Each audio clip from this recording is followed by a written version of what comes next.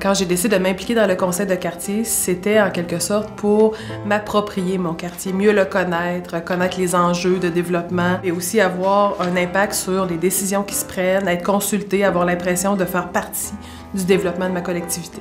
On rencontre plein de gens de notre quartier. Ça nous aide à connaître les problématiques de notre quartier.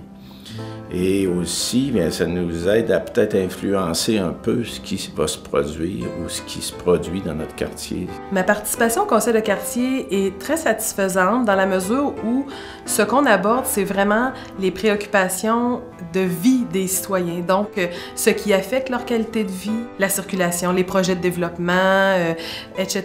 Donc, c'est vraiment ce qui touche le quotidien des gens. On intervient dans le zonage. Est-ce qu'on augmente de 2 étages? Est-ce qu'on reste à 4 étages au lieu de 6 étages? Est-ce qu'on permet l'habitation? Est-ce qu'on permet les bars? Toutes ces questions-là qui sont très concrètes interviennent au niveau du conseil des quartiers. Plusieurs projets dans lesquels on a été consultés, on peut parler de transport collectif, notamment toute la démarche là, sur la mobilité durable de la Ville de Québec. Également, on a été le lieu de consultation d'un groupe de parents pour l'établissement d'un parc. Donc, on leur demandait qu'est-ce que vous souhaitez avoir dans votre parc, quelles sont les préférences de vos enfants, les vôtres. Donc, c'était vraiment un exercice de la Ville de consultation directe qui a eu lieu lors d'un conseil de quartier. Évidemment, j'invite les gens à s'impliquer d'une part comme administrateur, mais aussi à participer aux assemblées pour faire valoir leurs préoccupations ou encore leurs projets ou leurs suggestions, par exemple. Ça vaut vraiment la peine. C'est notre quartier, c'est vraiment notre environnement qu'on influence.